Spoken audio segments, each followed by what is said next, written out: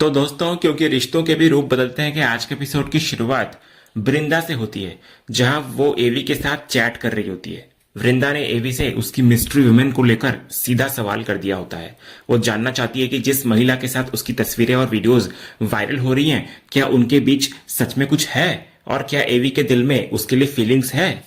तो एवी यानी अंगद मैसेज पढ़ते ही कुछ पल के लिए रुक जाता है। उसके मन में अपनी असली फीलिंग्स आ जाती है। वो लिख देता है कि वही उसकी जिंदगी है, उसका वजूद है और वो उससे बहुत प्यार करता है।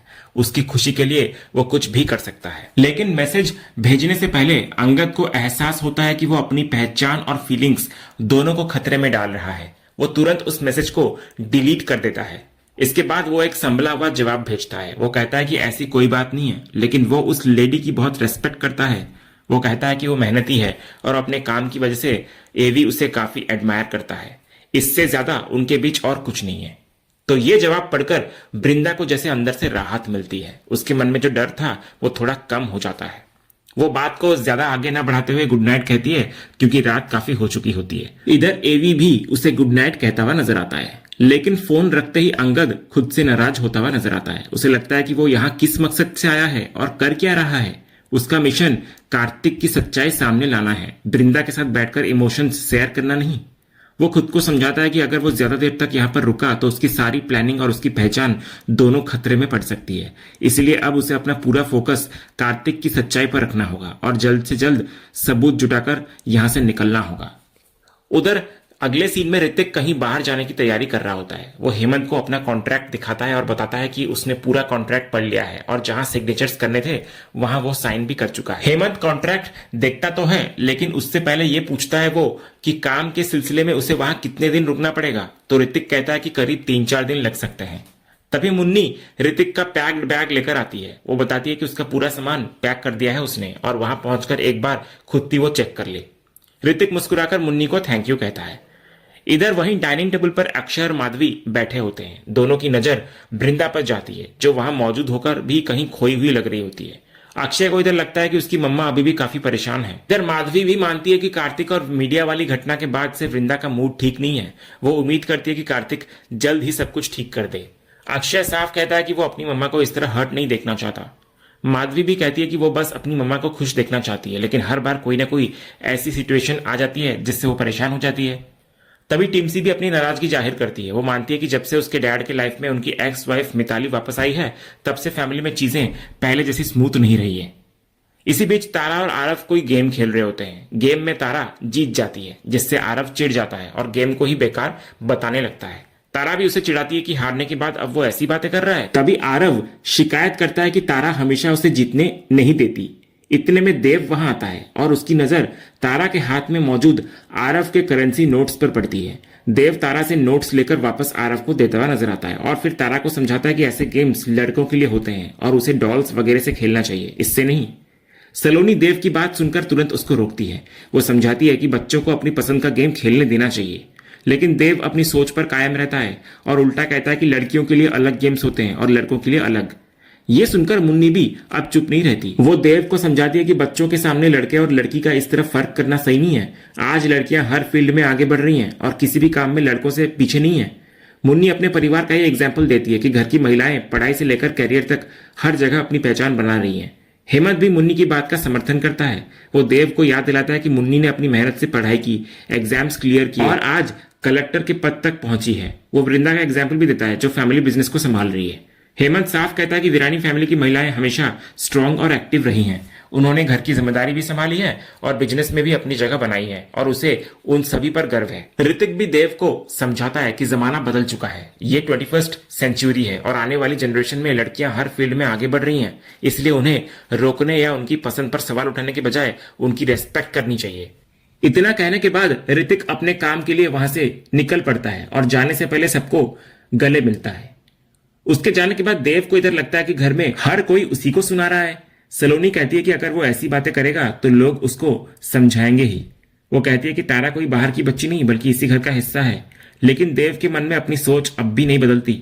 वो कहता है कि तारा घर की बेटी हो सकती है, लेकिन उनकी नहीं है। वो कहता है कि उनका अपना बेटा आरव है। वो आरव को बड़ा होकर एक बहुत बड़ा बिजनेसमैन बनाना चाहता है। ये कहते हुए देव वहां से निकल जाता है। तभी हम देखते हैं कि ये सारी बातें वहां खड़ी तारा सुन चुकी होती है। इधर देव जाते जाते मिताली की बातों को याद करता है और मन ही मन सोचता है कि शायद अब उसे मिताली की बात मानकर आगे बढ़ना ही पड़ेगा। अगले सीन की शुरुआत नॉइना से होती है, जो कार्तिक के कैबिन में आती है। नॉइना उसको बताती है कि वो रांची जाने वाली है और क्लाइंट्स को कुछ इंपॉर्टेंट फाइल्स दिखानी है उसे। जाने से पहले वो चाहती है कि कार्तिक भी उन फाइल्स को एक बार देख ले। कार्तिक फाइल्स लेकर बाद में चेक करने की बात करता है, लेकिन नॉइना सिर्फ फाइल्स देने नहीं आई होती। वो कार्तिक से प्रेस कॉन्फ्रेंस वाली घटना को लेकर बात शुरू करती है। वो साफ कहती है कि उसे पता है कार्तिक अब भी उस इंसिडेंट के बारे में सोच रहा है और ऑनेस्टली जिस तरह उसने रिएक्ट किया था वो सही नहीं था। कार्तिक भी इधर अपनी गलती मानता है। उसे इस बात का एहसास है कि वृंदा उससे काफी नाराज है और अब सबसे बड़ी परेशानी यही है कि वो वृंदा को मनाए कैसे। नॉइना उसको समझाती है कि वृंदा का नाराज होना बिल्कुल स्वाभाविक है, आखिर उसे इस तरह का बिहेवियर चाहिए ही नहीं। नॉइना अपने एक्सपीरियंस का हवाला देते हुए कार्तिक को समझाती है कि किसी को पसंद करना और उस इंसान पर पॉजिटिव होकर रिएक्ट करना दो अलग बातें हैं।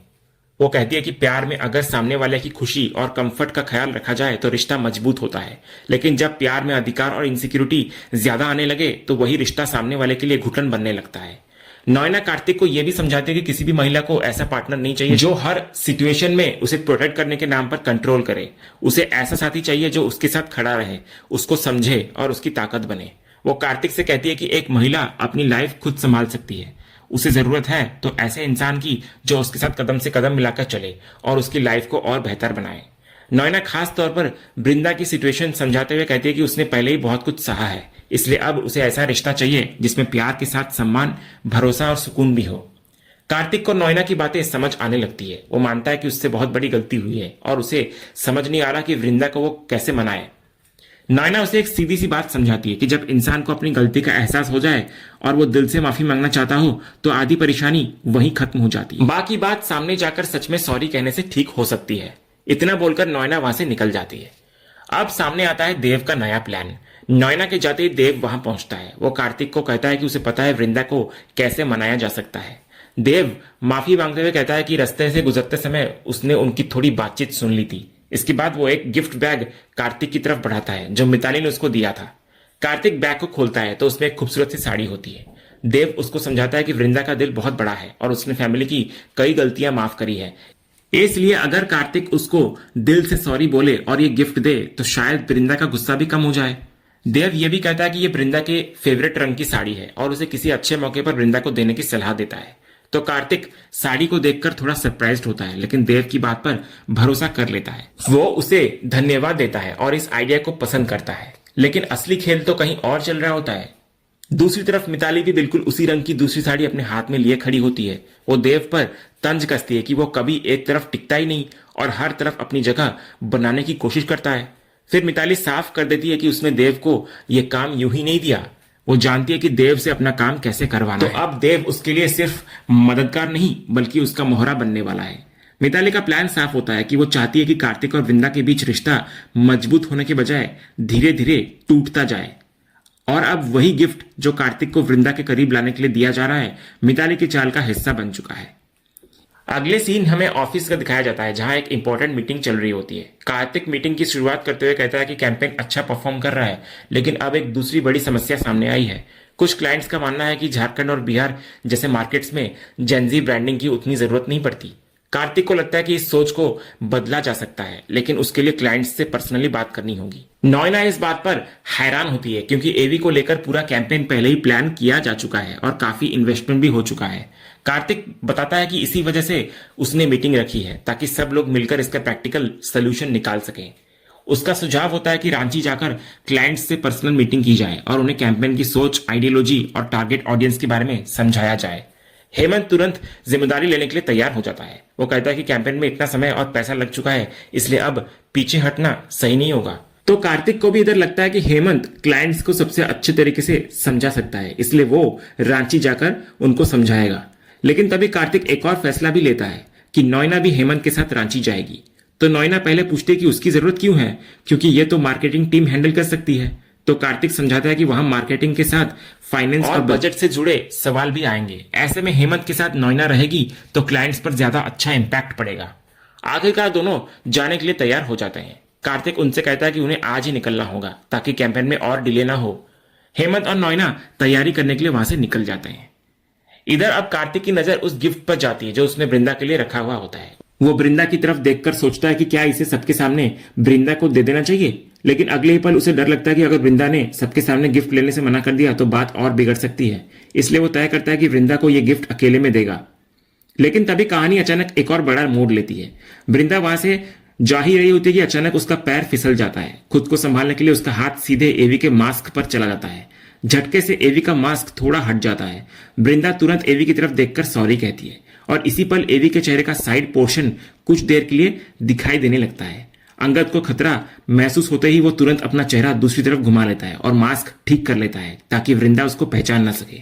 लेकिन वृंदा वहीं रुककर एवी को गौर से देखती है। उसके चेहरे पर अचानक शक की झलक दिखाई देती है और इसी सीन के साथ आज का यह एपिसोड यहीं पर खत्म होता है। तो दोस्तों, क्या आपको लगता है कि वृंदा अब एवी को लेकर कुछ शक करेगी? अपनी राय हमें कमेंट में जरूर बताइए। वीडियो पसंद आया हो तो लाइक करें, अपने दोस्तों के साथ शेयर करें और ऐसे ही इंटरेस्टिंग कहानी के लिए चैनल को सब्सक्राइब करना बिल्कुल ना भूलें और बेल आइकन को भी जरूर दबा लिया करें। मिलते हैं अगले एपिसोड के अपडेट के साथ, तब तक के लिए धन्यवाद।